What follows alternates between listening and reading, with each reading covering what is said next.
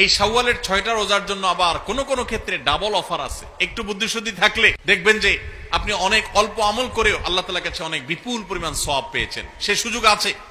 36 রোজাকে যদি আপনি 10 দিয়ে গুণ দেন সমান সমান কত হবে? 360। সারা বছরের হিসাব পাইছেন? সারা বছর রোজার সওয়াব দিবেন। শুধু রমজান রোজা রাখলে সারা বছর রোজার সওয়াব পাবেন না। আমাদের মা বোনদের একটা কমন প্রশ্ন আছে, অনেক ভাইদেরও কমন প্রশ্ন আছে, সেটা হলো যে কারোর যদি ভাঙতি রোজা থাকে, কাজা রোজা থাকে, যে গত রমজানে আপনি হয়তো অসুস্থতার কারণে 2টা রোজা রাখতে পারেন না, 4টা রোজা ভাঙা পড়ছে, কোনো মা বোন মাসিকের কারণে তার কয়টা রোজা, 7টা 8টা রোজা বা 10টা রোজা 5টা রোজা তার ভাঙতি পড়ছে, এই রোজাগুলো তিনি আগে রাখবেন নাকি শাওয়ালের 6 রোজা আগে রাখবেন? এটা হলো প্রশ্ন। যেই মাসে আমরা আছি শাওয়াল মাস, এই শাওয়ালের 6টা রোজা সম্পর্কে কিছু কথা না বললেই নয়। হাদিস আপনারা ইতিমধ্যে শুনেছেন। নবী আলাইহিস সালাম বলেছেন, মান সামা রমাদান, যে ব্যক্তি রমজান মাসে রোজা রাখলো, রমজান মাসের সবগুলা রোজা যে রাখলো, সুম্মা আতবাআহু সিত্তাম মিন শাওয়াল, রমজান মাসের পর যদি কেউ শাওয়াল মাসে 6টা রোজা রাখে, কয়টা রোজা? 6টা রোজা রাখে। কোন মাসে? শাওয়াল মাসে, যে মাসটা চলছে। তাহলে কি হবে? কানা কাসিয়ামিদ দাহর, তাহলে সে সারা বছর রোজা রাখার সওয়াব পাবে। আপনি 30টা পাইছেন, 30টা রাখছেন, 1 মাস রমজান মাসের সওয়াব পাইছেন। সাথে আর শুধু 6টা প্লাস করলে অফার হলো 12 মাস রোজা রাখলে যে পরিমাণ সওয়াব পাইতেন আপনার অ্যাকাউন্ট আল্লাহ সেই পরিমাণ সওয়াব জমা করে দিবেন। তাহলে কোন বুদ্ধিমান মানুষের শাওয়ালে 6 রোজা রাখা ছাড়া উচিত না। অনেক উলামা একরাম এই হাদিসকে ব্যাখ্যা করেছেন এইভাবে যে আল্লাহ রাব্বুল আলামিন সাধারণত নেক আমলগুলোকে 10 গুণ পর্যন্ত বাড়িয়ে দেন, কোন কোন ক্ষেত্রে আরো বেশি, দানের ক্ষেত্রে 700 গুণ আল্লাহ বাড়িয়ে দেন, কাউকে কাউকে হিসেব ছাড়া দেন। এই যে সাধারণত আল্লাহ তাআলা নেক আমল করলে কয় গুণ বাড়িয়ে দেন? 10 গুণ। কয় গুণ বাড়িয়ে দেন ভাই? 10 গুণ। তো আমরা রমজান মাসে রোজা রাখি, সাধারণত সারা মাস 30 হয় সর্বোচ্চ, কখনো কখনো 29 হয়, 30 বেশি তো আর হয় না। তাহলে 30 হলে 30টা রোজা আমরা রমজান মাসে রাখলাম, আর শাওয়ালে যদি 6টা রাখি তাহলে কয়টা হয়? 36 রোজাকে যদি আপনি 10 দিয়ে গুণ দেন সমান সমান কত হবে? 360। সারা বছরের হিসাব পাইছেন ভাইরা আমার? এই জন্য আল্লাহ রাব্বুল আলামিন আমাদেরকে সারা বছর রোজার সওয়াব দিবেন। শুধু রমজান রোজা রাখলে সারা বছর রোজার সওয়াব পাবেন না। রমজানে 30টা রাখতে পারছেন, সাথে আর শুধুমাত্র 6টা যদি প্লাস করতে পারেন এই মাসে, শাওয়াল মাসে, তাহলে এই 6টার কারণে ওই 30টা আর 6টা সব মিলিয়ে আপনি সারা বছর রোজার সওয়াব পেয়ে যাবেন ইনশাআল্লাহ। চেষ্টা করা যাবে না ইনশাআল্লাহ? আল্লাহ আমাদের সবাইকে তৌফিক দান করুন।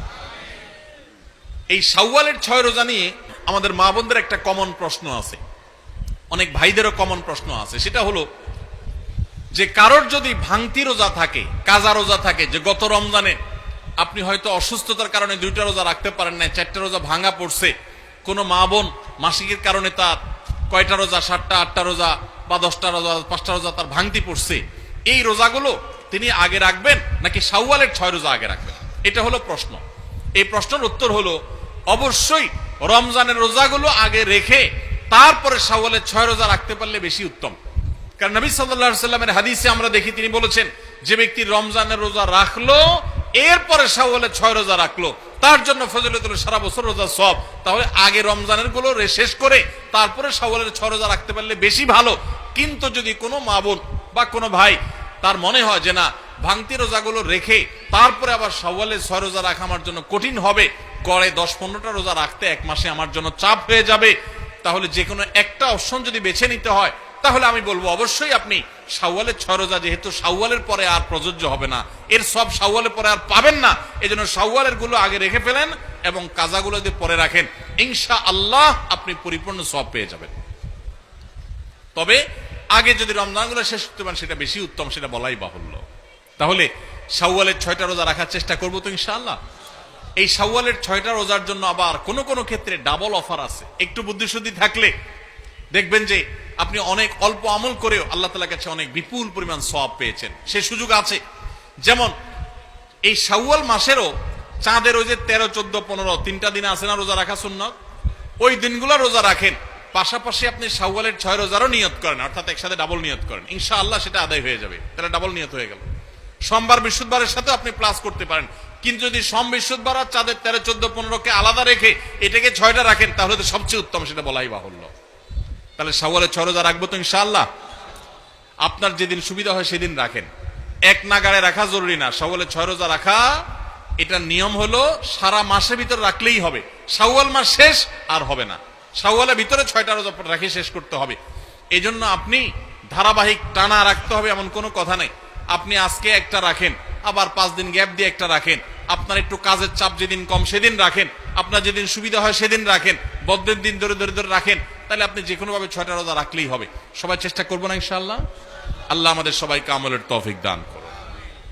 ভাইরা আমার, তাহলে রমজানের আমলের চেষ্টা, রমজানের ইবাদত, রমজানের নামাজ, রমজানের রোজা, রমজানের তিলাওয়াত, রমজানের দান সদকা, এগুলো শুধু রমজানেই সীমাবদ্ধ নাকি রমজানের পরেও করা লাগবে? লাগবে কি লাগবে না? অতএব মসজিদে রমজানের পরে যেতে হবে কি হবে না?